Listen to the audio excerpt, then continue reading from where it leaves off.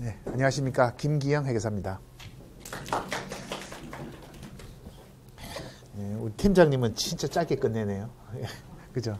할 말만 깔끔하게 하고 가신 것 같은데요. 일단 제가 시험 우리 전반적인 과목과 어떤 수험 전략에 대한 것, 즉 시험에 대한 것은 제가 설명하고요. 제 다음으로 이제 김효상 세무사님이 들어오실 겁니다. 이제 그분은 직접 이제 세무사 사무실을 하고 계시니까 여러분들이 만약에 합격하고 나서 세무사가 현실적으로 어떤 직업인지를 아주 구체적으로 물어보세요. 번들하게 말을 하더라도 구체적으로 물어보시고요. 아무튼 김효상 세무사님은 그 뒤에서 세무사 지금 현업에 대한 것을 이렇게 설명할 겁니다. 그래서 아마 예상컨대 한 1시간 정도 소요될 것 같습니다. 더 짧게 끝날 수도 있는데요. 약간 더 길 수도 있고 하여튼 보통 1시간 정도 예상하시면 될 것 같습니다. 예, 우선 우리 세무사 시험에 대한 것부터 먼저 말씀드리겠습니다. 예, 시험 일정을 먼저 한번 보시겠습니다. 12페이지 봐주시겠습니까?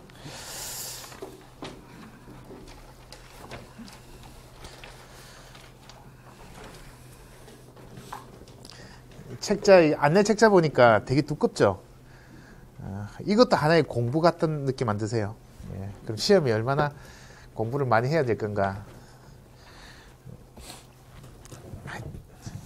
그러니까 결론적으로 우리도 전문 자격 시험이기 때문에 공부는 되게 많이 해야 됩니다. 예, 보시다시피 13페이지입니까? 아니요. 12페이지네요. 시험은 1차 시험, 2차 시험 두 개를 치릅니다. 그래서 두 개 다 합격해야지 여러분들이 라이선스를 취득할 수 있습니다. 1차 시험은 보통 4월경에 칩니다. 1차 시험은 4월경.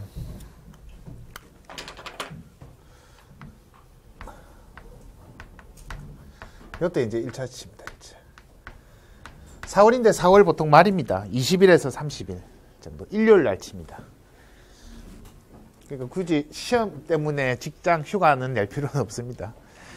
그리고 이제 2차 치죠. 2차는 4월 이제 합격해야 2차 칠 수 있습니다. 2차 치는데 몇 월 돼 있습니까?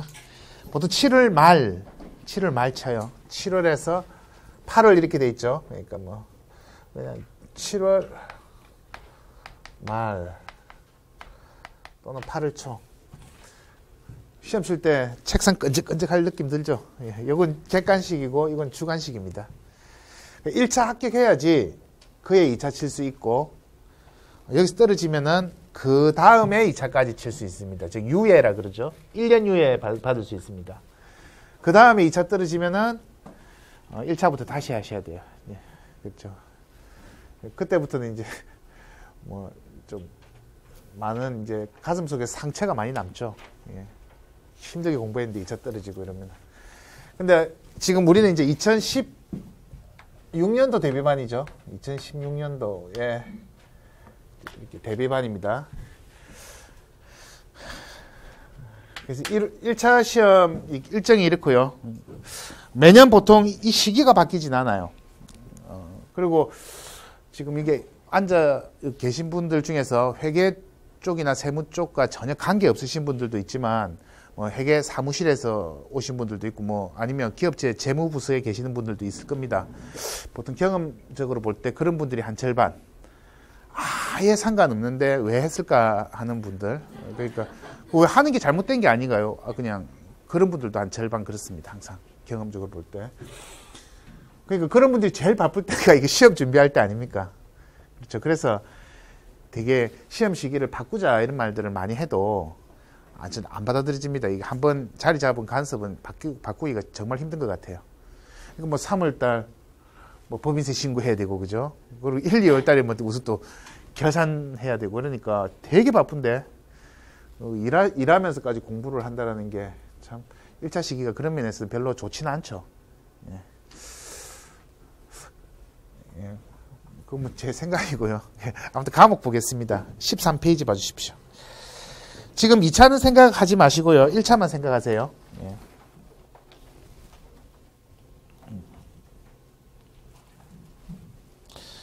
자, 1차 시험 보면은 과목이 4과목 있죠. 예, 재정학 있고요. 재정학.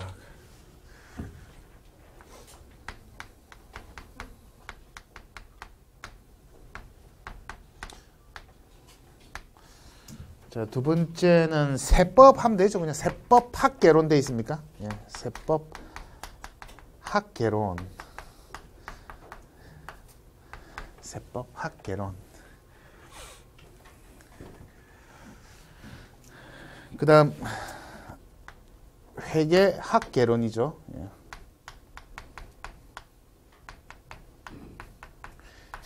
이게 좀 이상해요. 개론이면은 뭔가 디테일하다는 느낌이 듭니까? 경영학으로 치면 그냥 경영학 일반 같은 아주 기초 뭐 경제학 원론 같은 뭐 그런 느낌인데 안 그래요. 개론이란 말 자체는 처음에는 이제 그렇게 시험 냈을지는 모르겠는데 이상하게 이게 세월이 가고 가면서 공부 거의 끝까지 해야 되는 수준까지. 그러니까 개론이란 말은 사기입니다. 사기. 네 번째는 상법요. 예. 근데 잘 보시면 아시겠지만 상법 우리 몇 페이지죠? 13페이지 보시면 아시겠지만 상법만 할 수 있는 건 아니고 이건 선택 가능해요. 선택. 민법 다는 아니고요. 민법 총칙 선택 가능하고 행정소송법 선택 가능합니다. 근데 뭐 대부분 상법을 선택합니다. 이상히 관습적으로 그렇게 됐는데요. 보통 법대 다니시다가 이렇게 세무사 공부하시는 분들도 있습니다. 이제 그런 분들은 민법이 너무너무 잘 돼 있기 때문에 그런 분들은 그냥 따로 수업 안 들으시고 민법 하시기도 합니다.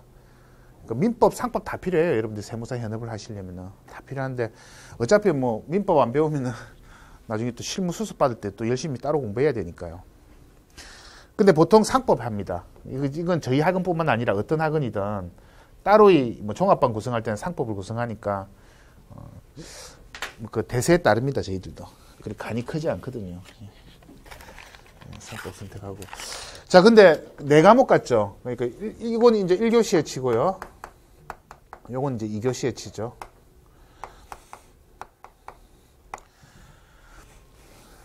근데 이제 과목이 네 과목 같은데 네 과목은 아닙니다. 요 한 안에 또 여러 과목들이 숨어 있습니다. 그죠? 그럼 이제 수험 전략을 어떻게 짜야 될 거냐? 시험 과목들 이렇게 됐고요. 우선 합격자 결정부터 할까요? 예. 자, 1차는 이제 각각 40문제예요, 전부. 40문제. 각 과목당 전부 다. 40문제. 오지선다죠. 객관식. 5개 문항을 제시해서 그중에 하나 찍습니다. 그래서 네 과목 다 쳤을 때 평균 60점 이상.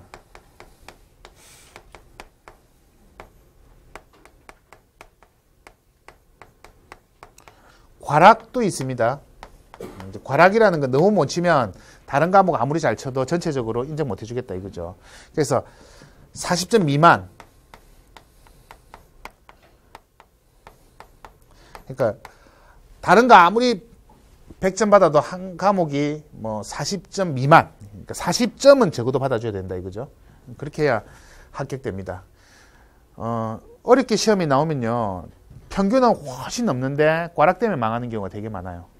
생각보다 많습니다. 예. 평균은 한 67점, 68점인데 여러분 나중에 공부해 보시면 알겠지만 합격 점수 이상으로 평균 60점이면 거의 수험생 뭐 모르긴 몰라도 상위 한 20% 안에 들거든요. 합격자 중에서도. 그만큼 뛰어난 실력인데도 과락 때문에 많이 망해요. 어느 과목이 가장 과락 많이 당할 것 같습니까?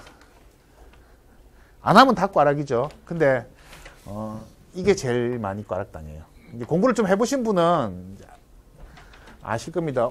회계학하고 세법을 제일 많이 하는데 그게 왜 제일 많이 과락이죠? 이렇게 좀 많이 말씀하시는데요. 대부분 과락이면 여기서 납니다. 재정학이 한 번씩 이렇게 폭탄 과목, 그러니까 대부분 과락 당하는 이런 과목으로 나오는 경우는 역대 한 번 있었던 것 같아요. 아니요, 그것도 그래도 그렇게 과락 많이 당하지는 않았는데 회계학 세법은 주기적으로 꼭 합니다. 그리고 이 과목은 또 결국 2차로 이어지죠. 그죠? 2차로 이어지기 때문에 제일 중요한 과목이라 보면 돼요. 일단 우리 세무사 시험 입장에서 재정학 상법은 맨 마지막에 이제 1차 통과용으로 깊게 공부하기보다는 얇게. 깊게 공부 못하는 거잖아요, 이거. 왜냐하면 정부 입장에서 경제 논리를 다루는 거 아닙니까? 정부 경제학인데, 재정학이라는 거. 결국은 경제학 원론 배우고 미시거시 배우고 정부 입장에서 특화해서 그 이론들을 녹이는 이론 아닙니까? 그러면 경제학과에서도 3학년 때 배워야 되는 상당히 어려운 과목입니다. 그럼 여러분들이 그러면 경제학 원론 미시거시를 다 하고 재정학을 해야 됩니까? 그렇게 하면은 이거 행정고시지 우리 세무사 시험이 아니죠. 그러니까 시험 자체는 되게 그러니까 처음 공부할 때는 어렵게 느껴질 수는 있는데요. 되게 가볍게 냅니다, 시험을. 가볍게 이제 그런 특성이 있고요. 요 상법도 마찬가지죠. 이거 뭐 사법고시 공부하는 사람들도 상법 어렵대요. 걔네들 입장에서는 민법 논리하고 또 어떤 상인 입장에서의 법 논리가 틀리거든요. 이익을 인정해줘야 된다라는 상인 논리하고 좀 틀리다 보니까 상법도 되게 어렵습니다, 사실은. 근데 우리가 법대생이 아닌데 그렇게 깊게 공부할 수는 없죠. 그래서 이제 상법은 역시 1차 통과용으로 아주 가볍게 나옵니다. 그러니까 이런 것들은 내가 뭔지 모르고 답을 쳐야 돼요. 그러니까 많이 읽었어. 그러니까 기출문제 위주로 많이 공부를 해가지고 공부할 때는 되게 이제 공허하게 공부를 하는데요. 의외로 점수는 잘 받습니다. 이런 거는 한 목표 점수 한 80점 이렇게 받아야 돼요. 그리고 시험 공부 처음 시작할 때부터 할 필요도 없어요. 이런 것들도 한 적어도 한 70점, 뭐 평균 70점 정도 기대하시면 되겠죠. 이렇게 받을 수 있습니다. 자, 그러면 평균 60점이니까 이 두 개 평균 몇 점만 받아도 합격합니까?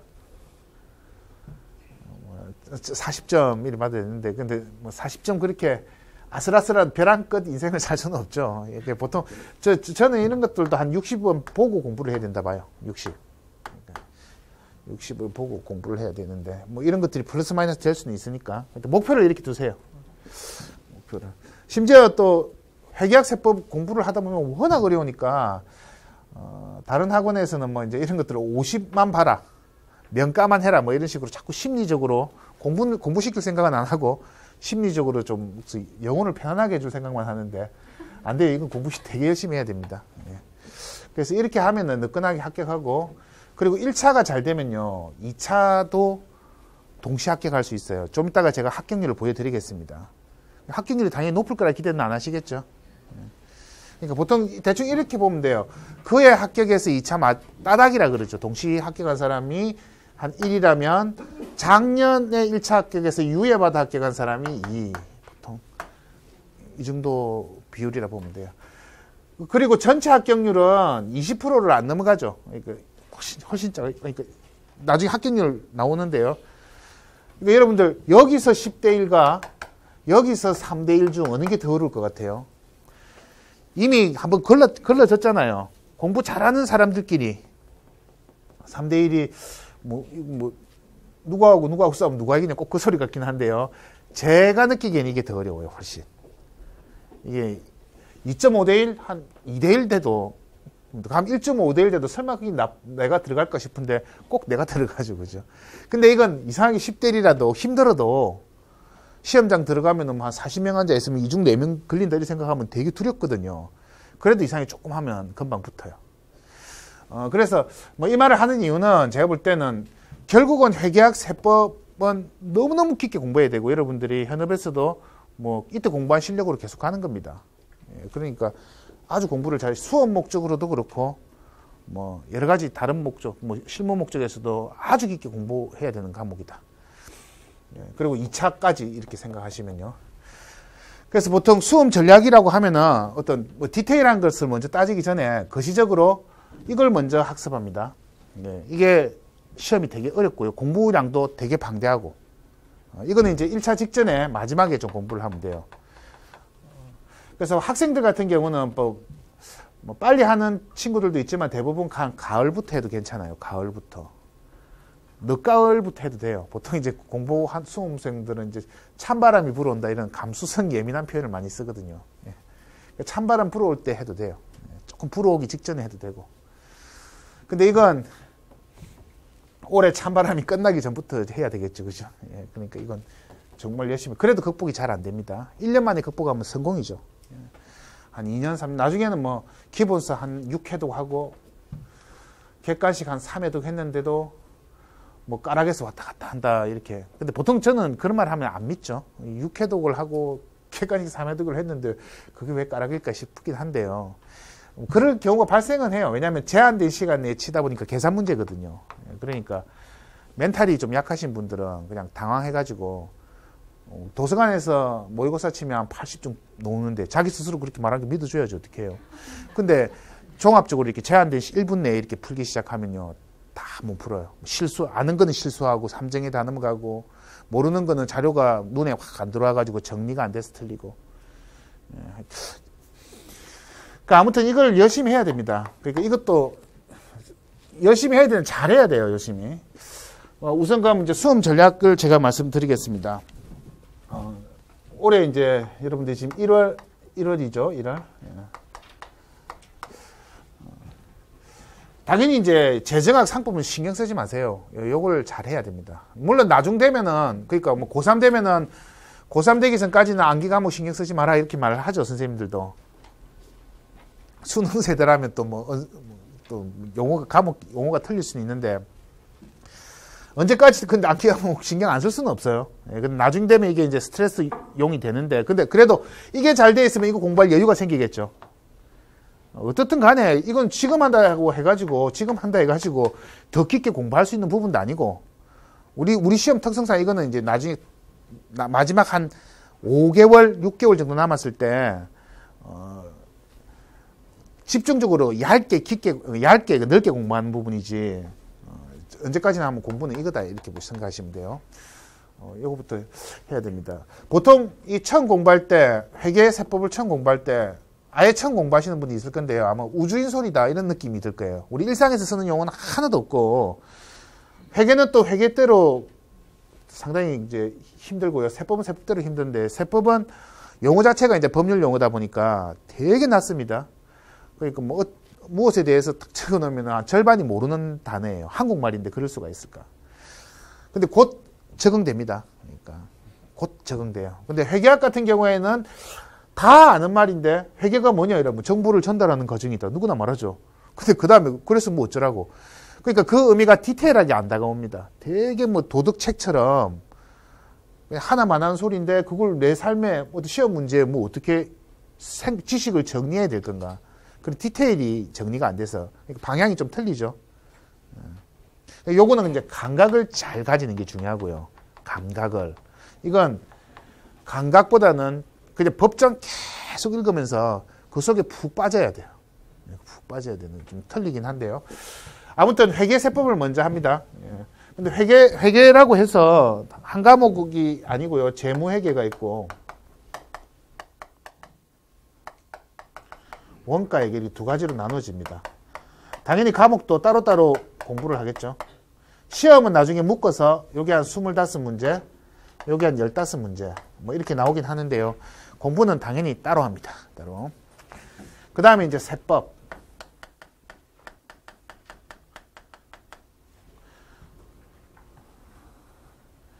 엄청 많죠. 세법도 종류가. 근데 이제 세법은 한 묶어서 하긴 해요. 되게 방대합니다. 그래서 이걸 먼저 이제 보통 공부를 하죠. 어떤 학생이든 먼저 공부를 하는데요. 그 전에 이건 이제 회계 원리를 또 먼저 하셔야 돼요.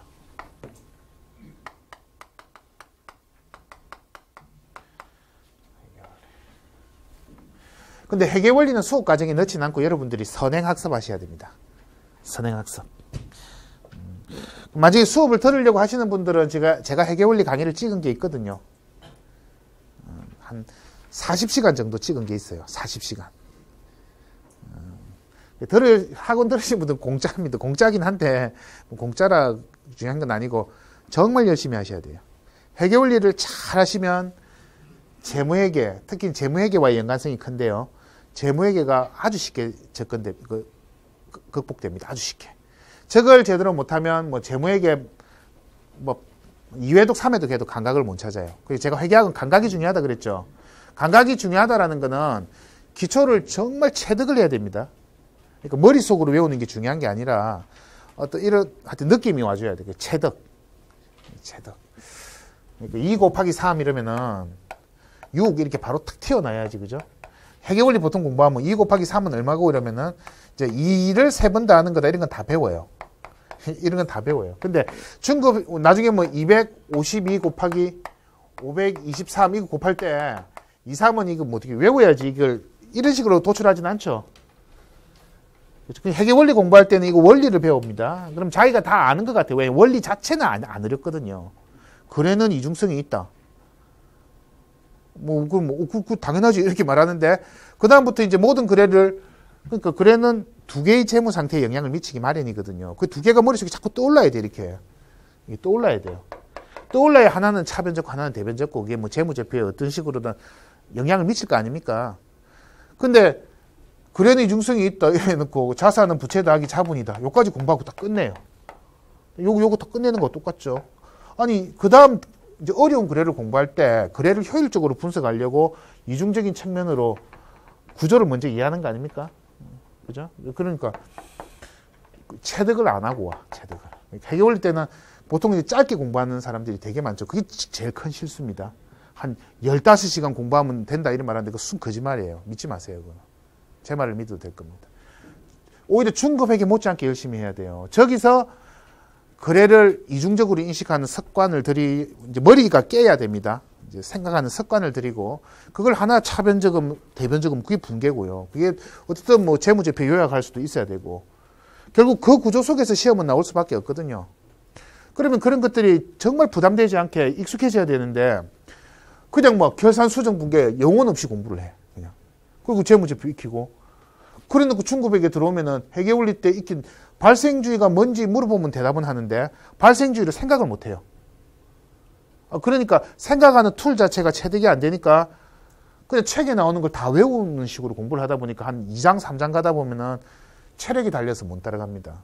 그럴 필요가 전혀 없습니다. 그러니까 회계 원리 때 정말로 잘 체득을 하면은 중급회계 때 공부가 생각보다 쉽다라는 걸 느낄 거고, 아니 이렇게 이미 중급회계를 몇 번 들으신 분들은 이렇게 쉬웠던 걸 내가 헤맸던가 이런 식으로 뭐 그런 지적 기쁨을 느낄 수도 있을 거다 이거죠. 그래서 회계 원리를 잘 들어야 됩니다. 그러니까 들으시려고 하는 분들은 하여튼 동영상을 빨리 열어가 듣고 오셔야 돼요. 적어도 저는 한 2회독 정도는 해야 된다 생각하는데요. 2회독. 난 뭐 중급회계까지 어느 정도 했는데 하더라도 한번 들으세요. 한번 들으세요. 들으시면은 지식 자체를 아는 건 어렵진 않지 않습니까, 이거? 근데 그걸 개념적으로 체득을 하는 게 중요하니까 그건 회계 원리 때 문제를 풀면서 연습을 해야 돼요. 중급회계에서 같이 하려다 보니까 어려운 거예요. 아무튼 그렇고요. 뭐 세법은 따로의 기초 과목이 필요 없습니다. 그냥 처음 들을 수밖에 없어요. 그냥 아마 처음에 답답할 겁니다. 굳이 따지면 이거죠. 회계 같은 경우에는 공부하는 폭이 세법에 비교해서 조금 좁은데 시험 문제 하려면 좀 깊이 파야 돼요. 그러니까 깊이 판다라는 게 뭐 그만큼 감각이 필요하다 이거죠. 감각이 외우는 건 절대 아니다. 세법은 이제 외워야 될 법 내용은 되게 많은데 이제 외웠으면 그 깊이 자체는 그렇게 깊진 않아요. 그렇다고 해서 단순 암기할 수 있는 건 아니고요. 그러니까 세법은 워낙 외울 게 많아가지고 개별적으로 하나하나 외우겠다 그런 식으로 공부를 하면은 막 답답하죠. 그러니까 뭐 내 이만큼 뭐 어디 여러분 산행 이런 데 가보시면은 이제 이만큼 걸었는데 힘들어 죽겠는데 꼭대기는 저 안 보이고 그냥 안개 속에서 안 보이고 그러면 깝깝하죠. 그러니까 이거는 그냥 나 죽었다 생각하고 그냥 책 계속 읽다 보면 한 3회독 하다 보면 그냥 자기도 모르게 두뇌 사고 구조가 바뀌어요. 되게 책이 쉽게 보입니다. 회계학은 어떤 뭐 암기하려고 강박관념으로 막 책만 읽는다기보다는 기출 문제를 자기가 이제 기본 하에서 이렇게 해석하려고 하는 생각으로 하여튼 접근을 해야 돼요. 되게 추상적으로 들릴 수는 있는데요. 과목 특성은 뭐 깊게 공부해야 되지만 또 이런 특성이 있다.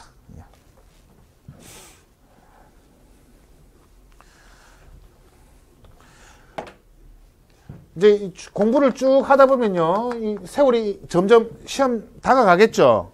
다가가다 보면은 어쩔 수가 없어요. 이제 나중에는 이거 위주로 해야 돼요. 왜냐하면은 이건 공부를 더 한다고 해서 점수 올리기 매우 어렵거든요. 근데 이것들은 상대적으로 빨리, 그러니까 상법은 막말로 상법 가르치는 이동건 선생님은 싫어할지 모르겠지만 내년 1월 달부터 해도 돼요. 진짜 막말로. 1월 달부터 하루에 한 3시간씩 해서 쭉 치면 4월 달에 100점까지 받을 수 있어요. 100점은 힘들겠지만 90점까지 받을 수 있어요. 90점. 그러니까 막판에는 어쩔 수 없이 이걸 해야 돼요. 이걸. 그렇다고 회계세법을 안 하는 건 아니고, 회계세법은 이제 기출 문제를 풀면서 좀 정리 목적으로 들어가줘야 되고, 막판에는 이걸 비중을 늘려야 돼요. 그러면 이제 수험 전략이라는 거는 결국 넓게 시작하면요, 회계세법에 대한 기초를 다지는 거 없이 내년 1차를 위해서 정말 위험하게 수험 전략을 짜야 됩니다. 회계세법 시간 걸려서 어려운 거는 아예 다 제끼고 최소 명가작전으로 들어가고 여기서 득점을 최대화한다 뭐 이런 식으로 공부를 해야 돼요. 왜냐하면 이게 상대평가가 아니고 그렇게 작전 짜는 사람이 되게 많습니다.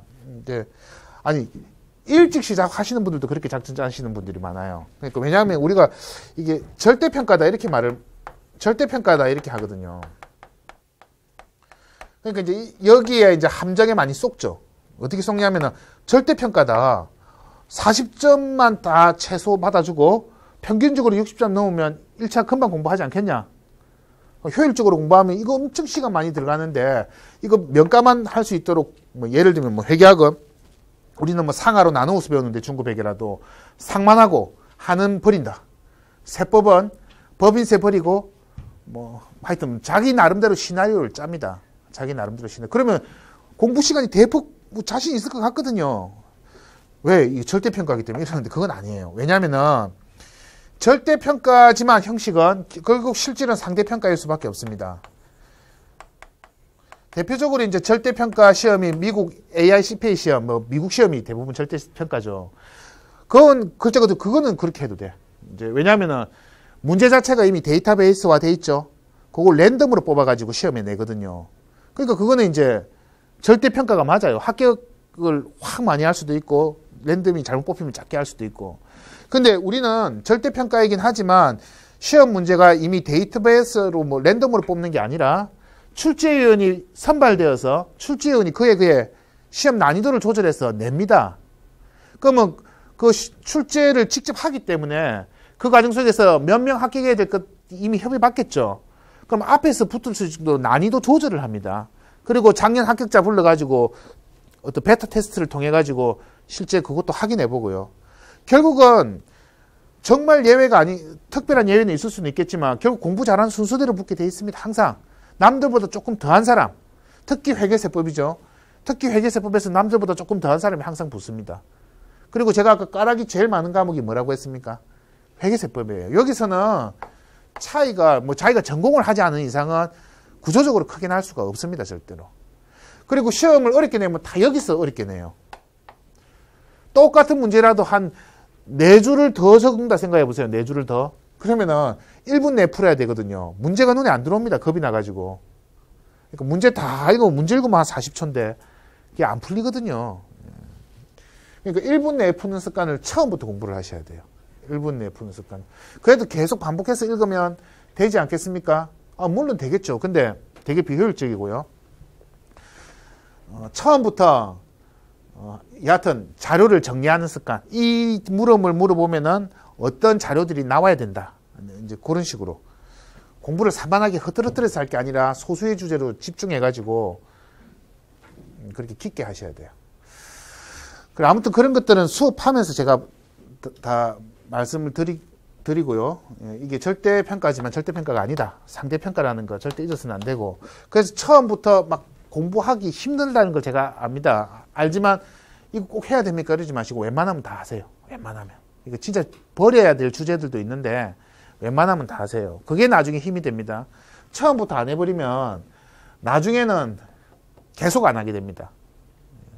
그렇다고 해서 너무 무식하게 많이 해라는 뜻은 아닌데요. 좀 버려야 될 주제들도 많은데 웬만하면 다 하세요. 다 한다. 그래서 이제 수험 전략이라는 거 전반적으로 이렇게 보시면 되죠. 그래. 일찍 시작하면 시작할수록 회계세법에 집중할 시간이 많다. 그러나 시험 D-Day에 임박하면 임박할수록 회계세법으로서는 득점하기가 되게 어렵다 이거죠.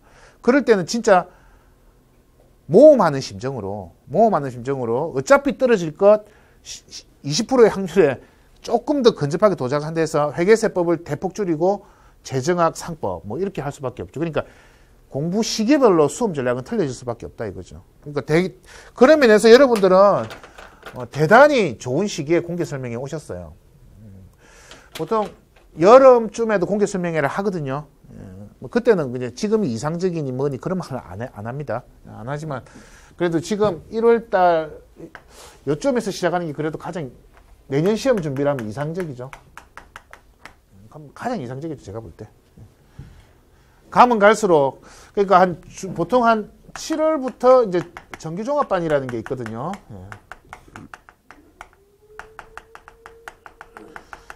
요거는 이제 지금 그러니까 요건 이제 기본 이론반이라 그러죠. 기본 이론반. 요거는 이제 회계세법. 회계세법도 전부 하는 건 아니고요. 나중에 정규종합반 가가지고는 전부 하는데 그 전에 정말 좀 연마가 필요한 부분. 그러니까 이론적으로 그냥 넘어갈 수는 없고요. 연마가 필요한 그런 부분을 먼저 선행적으로 공부를 합니다. 그러니까 질적으로 어려운 부분들을 그러니까 뭐 되게 지엽적인 주제를 한다는 건 아니고요. 뭐 현재 가치 평가라든지 이런 것들, 사채 회계, 뭐 그런 것들을 이제 집중적으로 계산력을 올릴 수 있는 기초 체력을 쌓는 그런 분야라고 보시면 돼요. 아무튼 이걸 먼저 하고요. 그 다음에 정규종합반 이렇게 들어가는데 제가 볼 때 공부를 처음 하시는 분들은 당연히 기본 이론반부터 들으셔야 돼요. 그리고 예전에 회계원리 정도는 봤다. 당연히 그것도 기본 이론반이고 중급 회계를 한 절반 정도까지는 봤다. 뭐 세법도 어느 정도는 봤다. 그래도 기본 이론반 하셔야 돼요. 제가 볼 때 정규종합반 들으시는 분들은 적어도 뭐 작년까지는 제가 한번 회계 세법 그러니까 보통 이 과거에 수업 들으신 분들도 많죠. 예, 그러니까 이미 과정은 다 이수했다. 그런 분들 그런 분들이 듣기에 좋죠. 그러니까 아예 처음 들으시는 분들은 정말 어렵다 이거죠. 따라가기가 어려워요. 해보시면 알겠지만 학원 수업이 되게 빠르거든요. 그러니까 배울 때는 그냥 해볼만 1, 2주는 해볼 것 같아도 한 달쯤 되면 너무 많이 쌓여가지고 되게 빨라가지고 기초 없으면 따라가기 진짜 어렵습니다. 예, 그래서 그래서 처음 하시는 분들도 오긴 와요. 근데 그런 분들은 과거에 뭐 회계세법을 아주 깊게 공부했던 분들, 뭐 학교 다닐 때 회계사나 세무사 이미 1차까지는 합격해 보신 분들, 이런 분들도 오긴 오는데, 그래서 먼저 하는 게 좋다 이거죠. 여기서는 이제 재무회계, 원가회계, 세법하고 이제 재정학, 상법 이렇게 들어가죠. 아무래도 이런 것들이 7월부터 들어간다는 것은 사실 좀 일찍 들어가는 편이거든요. 왜냐하면 회계세법이 자리를 안 잡았는데 이런 과목을 먼저 들어가다 보면 오히려 수험생한테 혼란이 올 수도 있습니다. 그렇죠? 혼란이 올 수도 있지만 그래도 직장인이다 보니까 보통 수업 들으시는 분들이 온전히 시간을 내기가 힘든 분들이 많지 않습니까? 그렇죠. 그리고 주말에 수업 계속 듣는 것도 힘들어 하시는 분들이 많습니다. 그래서 아무래도 좀 일찍 시작함으로 인해서 아무래도 학생들보다는 효율적으로, 그리고 막판에 시험이라는 게 원래는 1차 두고 막판 3개월이거든요. 요때 쏟아부어야 돼요. 요때 쏟아붓지 못하면 시험 합격하기가 어렵습니다. 2차는 막판 2개월. 결국 막판 싸움입니다. 무슨 말이냐면은 그 전에 내가 아무리 열심히 했대도 막판 3개월 날 공부를 안 하고 그냥 시험장에 바로 들어갔다 이러면은 시간을 주면 풀 줄 모르겠지만 1분 내에 효율적으로 못 풀죠. 그러니까 시험 나온다 보면 이 문제 나오면은 어떤 자료가 나와야 된다까지 머릿속에 대뇌 피질이라 하면 머리 끝에 이게 띄운 상태에서 들어가야 돼요. 모든 문제를 그렇게 할 수는 없지만 절반 정도는 그렇게 띄워야 돼요. 그래야 이런 점수가 나오거든요. 그러니까 이거는 뭐 물어보는 포인트가 이거다. 뭐 그렇게 그래야 자료가 보입니다. 긴 자료가. 그러니까 막판 3개월에 그걸 계속 돌리는 과정이 있어야죠. 아무리 실력 좋고 안 좋고를 떠나서. 예. 그러니까 결국 이 싸움인데 직장 다니시는 분들은 이렇게 시간을 공부에 온전히 낼 수가 없죠. 예. 그래서 구조적으로 직장인 분들은 그것까지 생각하면서 수험 전략을 좀 짜야 된다 이거죠. 그러니까 저는 뭐 그런 부분을 어떻게 얘기를 했냐면 이제 아예 시험을 칠 때부터 그냥 복습할 걸 줄여줍니다. 그러니까 별표 3개를 꼭 치고 대신 별표 3개 친 걸 여러분들이 꼭 푸셔야 돼요. 푸셔가지고 근데 이제 푸는데 얇게 푸는 게 아니고 체득하듯이 그냥 깊게 생각을 계속 익히도록 뭐 그렇게 해도 힘들죠. 힘들긴 한데 그래, 아무튼 이걸 꼭 생각하셔야 돼요. 큰 시험으로 본다면은. 그래서 이때 시간이 많은 게 아니다라는 것도 하시고, 지금 되게 이상적인 건 맞습니다. 전반적인 어떤 과목 특성은 이렇고요. 강의 일정도 이렇게 강의 일정 말씀드려야 되겠네요. 여기 기본 이론반, 정규 종합반이고, 또 이제 한 1월이죠. 내년 1월이겠네. 내년 1월. 이때 이제 객관식반. 객관식반. 역시 이것도 뭐 5과목 다 하는 거죠. 이렇게 구성되어 있습니다. 이게 가장 뭐 이상적이라고 일단 계속 피드백 받아봐도 그렇고요. 뭐 계속 이렇게 합니다. 그러니까 쉽게 말하면 이렇게 말하죠. 한 과목 가지고 1회독 하고 1회독 하고 뭐 또 1회독 하고 그 사이 여러분 복습하면 5회독 6회독이다. 그러니까 합격됩니다 이런 말하는데 또 그리 잘 안 되죠. 아무튼 과정은 요게 이제 모든 과정을 시작부터 끝까지 배우는 과정이고, 이제 회계세법이 가장 힘드니까 그걸 먼저 기본을 잘 닦자라는 과정이고, 이거는 이제 막판에 요 3개월 과정을 이제 수업 목적으로 지식을 어떻게 효율적으로 정리해야 되고, 그리고 뭐 이런 문제가 나왔을 때는 뭐 이 정도로 생각이 따라가줘야 된다라는 걸 뭐 계속 피드백하면서 확인해 가면서 이렇게 해야 돼요. 그러다 보니까 공부가 되게 하여튼 좀 어떤 감각일지는 모르겠습니다, 여러분들이. 뭐 그러나 전문 공부니까 어려운데, 일단 합격에 대한 느낌은 제가 말씀드릴게요. 운전면허 시험이 있을 수도 있고, 우리 뭐 세무사 같은 시험이 있다, 이렇게 비교할게요. 그러니까 이런 것들은 단기간 내에 할 수 있죠. 그렇죠? 단기간 내에 할 수도 있고, 뭐 100점 만점에 합격 점수가 높아요, 낮아요? 높죠. 요새 운전면허 몇 점 받아야 됩니까? 하여튼 70점은 넘어야 되죠. 70점은 넘어야 되잖아요, 그죠? 근데 우리 시험은 70점 넘으면 거의 수석입니다. 70점 넘기 어려워요. 그만큼 공부하는 주제가 엄청 많기 때문에 이걸 수업 목적으로 숙달을 시켜서 공부를 다 해내는 수험생은 거의 없다 이거죠. 그러니까 그거 다 감안해서 몇 점요? 60점이면 60점 받아야 되죠. 그러니까 아무튼 우리 시험은 이런 감각을 가지시면 돼요. 그러니까 뭐 제가 수업할 때도 계속 말씀드리는데, 워낙 공부하다가 많이 힘들어하니까 책에 나오는 내용인데 요중 80% 정도는 학습한다 이렇게. 왜냐하면 너무 어려운, 별의별 것까지 다 공부해야 됩니까? 이런 갈등이 들 때가 많거든요. 그러니까 이런 마음을 좀 가지시고요. 학습을 해도 또 한 달 지나면, 예전에 뭐 재고자산 배울 때는 알겠는데 한 달 지나면 까마득해요. 와, 지금 배우는 것도 힘든데 이거 자꾸 까먹는데 어떻게 하겠습니까? 또 많이 힘들어요. 학습한 것 중에 또 80% 정도 익히면 돼요. 익힌다. 이런 느낌으로 하면은 이제 64점 되겠죠. 가장 이상적입니다. 이게 거의 격언처럼 적어 놓으세요. 왜냐하면은 정말 힘들 때, 이건 절대 근데 위로 주려고 하는 말이 아니라 진짜 현실적인 어떤 방향성을 제시한다 보시면 돼요. 해도 까먹거든요. 그럴 때 이제 이런 마음이 그나마 희망을 좀 줄 수 있고요. 와, 이것까지 다 해야 되나, 뭐 해도 끝이 없거든요, 공부가. 그럴 때 이제 이런, 물론 이제 요 과정 속에서 좀 수업하면서 이제 같이 하죠. 같이 하는데, 그러니까 많은 내용을 얇게 거의 대부분 학습할 필요는 없다. 대부분 학습할 필요 없고, 하여튼 이런 느낌에서 뭐 70점, 80점 돼야 합격되는 그런 시험이 아니라 한 60점 이렇게 되고, 실제 합격 나중에 분포를 딱 보면요, 보통 이래 돼요. 이렇게 정규 분포를 쭉 이렇게 그리면, 그러니까 이런 것들은 한 70점 영역이다 이렇게 볼게요. 그러니까 이런 분들은 진짜 공부 열심히 한 사람이죠. 근데 이런 분들이 첫 해 공부해서 이 정도 점수까지는 가기 어려워요. 그러니까 작년에 정말 열심히 했는데 한 요 영역에 있었던 분이죠. 한 55점하고 60점 사이. 그렇죠? 그런 분들이 피눈물 흘리면서 포기 안 하고 갔을 때 그 다음에 가는 경지. 첫 해 공부하면요, 보통 여러분들은 한 65점 경지, 이 정도가 가장 안전적이고 제일 잘 친 시험이죠. 효율적이죠. 아니, 물론 이제 요 밑에도 많습니다. 요 밑에도 이렇게 분포를 이렇게 보면 한 40점대 이렇게 보면. 그러니까 학원 수업 대충 다니면서 아니 그냥 한번 치보자 하면은 보통 그래도 의외로 한 40점 나오거든요. 왜냐면 찍어도 25점은 나와야 되잖아요. 그냥 40점 나옵니다. 근데 보통 정말 공부 열심히 했으면 다 여기에 모이게 돼 있어요. 여기 모이게 돼 있습니다. 그러니까 이게 한 55점에서 65점 사이. 근데 이 영역이냐, 이 영역 가느냐가 약간 운수도 운수지만 생각보다 실력이다 이거죠. 생각보다 실력이다. 이게 역전이 잘 안 돼요. 그러니까 처음부터 주제를 너무 줄이는 것도 안 좋습니다. 그러니까 뭐 너무 어렵기 때문에 막 팍팍 줄여주고 이런 게 처음에는 마음 편할지 몰라도 그래도 남들 하는 만큼은 하셔야 돼요. 이제 그게 한 80%. 남들 익히는 만큼은 익혀야 돼요. 그게 80%.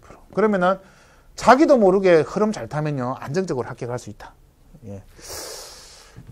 하여튼 그런 시험 느낌으로 보시고요. 합격률 제가 한번 보여드릴게요. 그리고 16페이지 봐주십시오. 16페이지 봐주시면 공인영어 성적의 제출 있죠.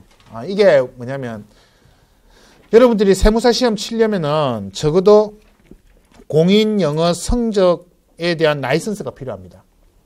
그러니까 이런 정도의 점수가 없으면 원서 자체를 못 냅니다. 그러니까 언제까지 16년도 시험 원서 접수 때까지 이 점수를 따야 돼요. 그럼 대표적으로 토익을 많이 하는데 토익 몇 점 있어야 됩니까? 700점. 700점. 근데 이게 잘하시는 분들은 토익 700점은 전혀 부담 안 돼야 합니다. 근데 이거 가지고 또 많이 힘들어 하시는 분들이 힘들어 하시더라고요. 어느는 또 감각이래 가지고 뭐 제 친구는 뭐 밤새도록 술 먹다가 토익 쳐가지고 850 남의 거 대신 받아주고 이러는 것도 봤는데 잘하는 사람은 그렇게 잘해요. 술김에 쳐도 한 850 이렇게. 근데 정말 열심히 해도 또 이게 700을 안 넘는 사람이 있고 이건 개인적으로 좀 노력하실 부분입니다. 근데 전반적인 추세는 이게 언제부터 도입됐냐 하면 2009년도부터 이 제도가 도입됐어요.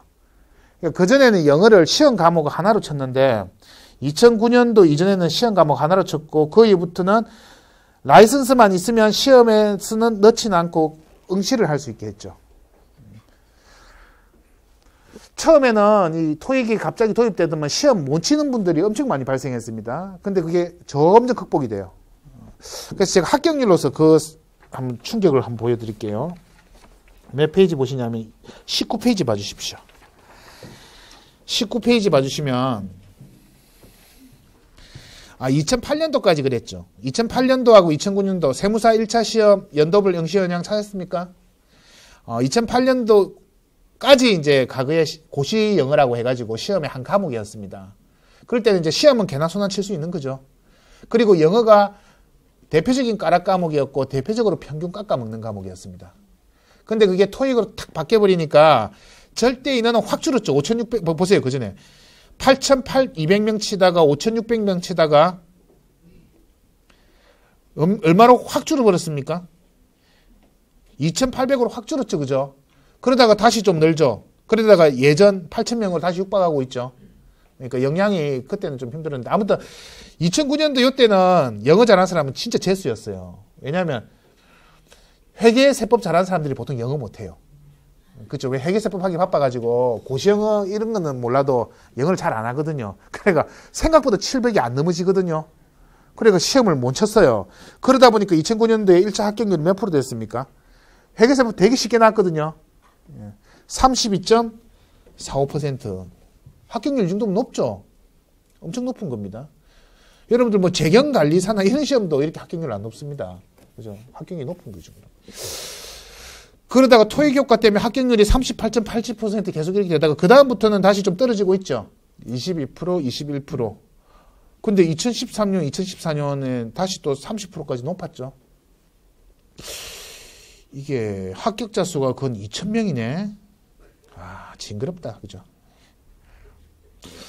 그러니까 보시면 알겠지만 이 정도 합격률이면요. 열심히 하면 붙을 수는 있어요. 그러니까 열심히 하는 게 안 쉽습니다. 제가 전문가 되는 시험이지만 그리고 공부를 하다 보면은 여러분들 뭐 중고등학교 때 암기 과목 공부하듯이 이거 자신 있다 이런 느낌 절대 안 들어요. 왜냐하면 해도 해도 공부가 끝이 없거든요. 해도 해도 까먹고 그러다 보니까 갑자기 종교 믿고 싶고 이거죠. 이거 좀 제발 실수 없게 좀 치게 해주십시오. 하여튼 그런 느낌이 들어요. 그런데 의외로 치보면 합격이 생각보다 그리 어렵지는 않다 이거죠. 왜냐하면 합격률이 보여주죠. 30.64%면. 그래서 우리 시험 같은 경우에는 공부하다가 중도에 포기하시는 분들이 되게 많습니다. 그래서 만약에 올해 해서 내년에 합격 안 돼도 내운영까지 하면은 이 정도 합격률이면 합격할 수 있어요. 진짜 운이 안 좋으면 어쩔 수가 없는데. 근데 직장인들은 좀 변수는 있습니다. 잘 하시는 분인데 갑자기 미국 출장 가시는 분도 있고 메일이 와요. 미국 출장 한 달이라고. 그럼 그에 공부 날아가는 거죠. 뭐 어쩔 수가 없어요. 그런 거. 뭐 그런 것, 이런 것 때문에 그래도 학원책에서는 동영상을 같이 찍습니다. 강의를. 그래서 동영상은 다 들을 수 있게 빠진 과목이라고 하여튼 그런 식으로 뭐 그 블렌디드 러닝이라고 합니까? 하여튼 그걸 계속 서비스 해오기는 하는데요. 뭐 그게 잘못되면 이제 학원은 오기 싫고 이럴 때 동영상 들으면 되지 이래 면피용으로 자꾸 멘탈 무너지는 핑계거리로 자꾸 악용될 수도 있으니까 그렇게는 안 해야 되겠죠, 당연히. 그래 아무튼 뭐 동영상 이런 걸 통해서 하긴 합니다. 합격률이 보통 그렇고요. 그 다음 한 페이지 밑에 보시면 2차 합격률 나오죠. 2차 합격률. 보세요. 쭉 보시면 한 13, 14, 뭐 18, 17 이렇죠. 이게 진짜 어려운 거라 이거죠. 이게. 왜냐하면 제가 아까 말했잖아요. 10대 1. 그러니까 우리 1차 합격률은 작년 기준으로 보죠. 한 몇 대 몇입니까? 한 3대 1쯤 나오죠. 3대 1에서 3.5대 1. 맞아요. 근데 2차 합격률은 600명이니까 4,000명 중에서 암산이 안 되네요, 잘. 6, 8, 48. 한 8대 1 되겠네요. 7대 1에서 8대 1 사이네요. 죽음이라고 보면 돼요, 이 정도는. 그러니까 1차 얍삽하게 공부할 생각하지 마라 이거죠. 그건 뭐냐면 확률을 높여야 돼요. 내가 내년에 1차 붙어도 2차를 공부할 정도가 되려면 회계세법이 기본이 돼 있어야 됩니다. 뭐 지금 이제 2차까지 제가 디테일하게 설명을 안 드릴게요. 아무튼 회계세법이 4과목 중에 3과목을 4과목 중에서 2과목을 떼고 나머지는 세법학인데 그것도 어차피 세법 공부하면서 기본이 서 있거든요. 그리고 세법학은 학문이기 때문에 오래 공부한다고 해서 그러니까 이렇게 생각하면 돼요. 논술이라 보면 돼요. 논술. 그 세법과 관련된 논술, 전문화된 논술. 논술이라는 게 의외로 학습을 통해서 빨리 안 자랍니다, 이게. 그래서 세법학에 대해서는 1년 더 한다고 해서 점수 차이 그렇게 안 나요. 꼭 점수 차이가 나는 데가 회계학 1부, 회계학 2부입니다. 그러니까 회계학 1부가 원가하고 재무고요. 회계학 2부가 세법 세무회계거든요. 거기서 결국 현실적으로 수험생들 차이가 다 난다 보시면 돼요. 그래서 회계세법을 지금 얼마나 튼튼하게 하냐에 따라서 2차는 알다시피 지금 7대1 이 정도 되니까 1차가 이게 아무래도 절대평가 영향으로 좀 많이 합격시켜준 영향이 있는 것 같아요. 이렇게 하다 보니까 2차에서 이제 실질적으로 그럴 수밖에 없는데 다 1차 붙은 사람이기 때문에 실력이 다 좋습니다.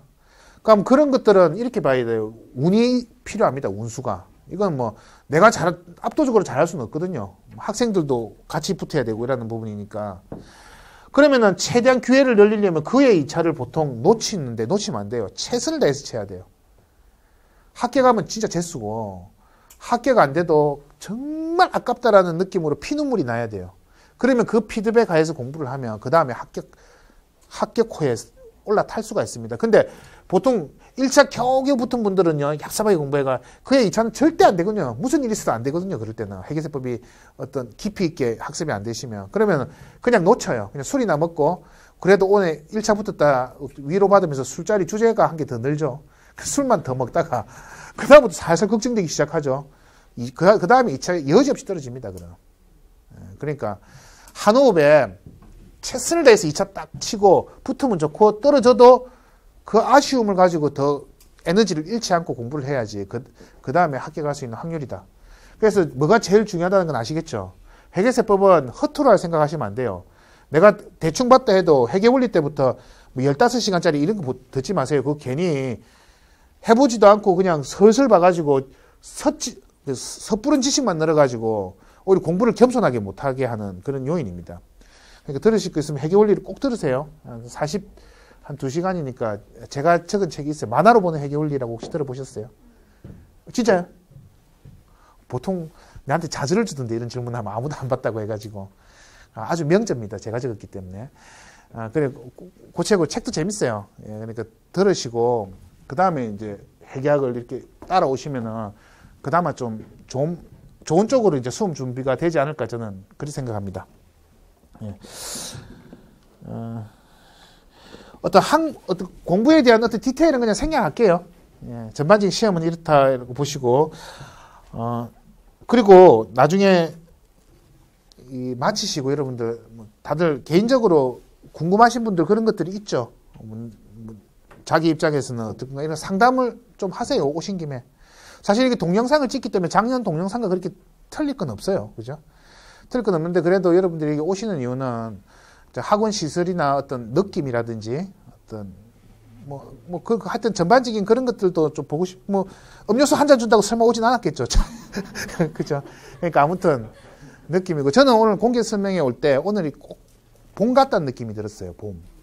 왜냐하면 봄이라는 게 한 해 시작 아닙니까? 그러니까 새롭게 이제 순환 중에서 시작 사이클인데 그러니까 봄은 어떤 사람들이 제일 먼저 시작하구나 이런 느낌이 확 들었어요. 여러분들이 이제 한 해 시작하는 느낌이니까 저 역시도 어떤 봄에 느낄 수 있는 그런 좀 싱그러운 긴장감이라고 해야 됩니까? 하여튼 그런 것도 좀 느끼지더라고요. 이왕 시작할 거면 그래 와서 적극적으로 한번 상담도 한번 해보시고 그렇게 한번 해보세요. 그냥 자기 고민이라도 내가 지금 이런 일을 하고 있는데 해도 되겠냐 이런 것들 대부분 해도 된다 쪽으로 유도를 하려고는 하는데 그리 비양심은 아닙니다. 그리 비양심은 아니니까 하여튼 적극적으로 한번 해보세요. 하시고 저는 여기까지 하고요. 그 다음에 이제 김효상 세무사님이 여러분들 현업에 대한 거 그리고 저는 듣기만 하지 마시고 되게 여러분들도 낯으니까 자기 목소리 내는 게 되게 낯설으니까 말을 안 하시는데 설명이 하는 중에서도 질문하세요. 손 들고 본인은 되게 유능하다고 자부를 한다 그러는데 아무튼 질문하시고 너무 민감한 거는 묻지 마시고 얼마 버시냐 이런 거는 하지 마시고 김효상 세무사님 다음 바톤 이어받을 겁니다. 수고했습니다.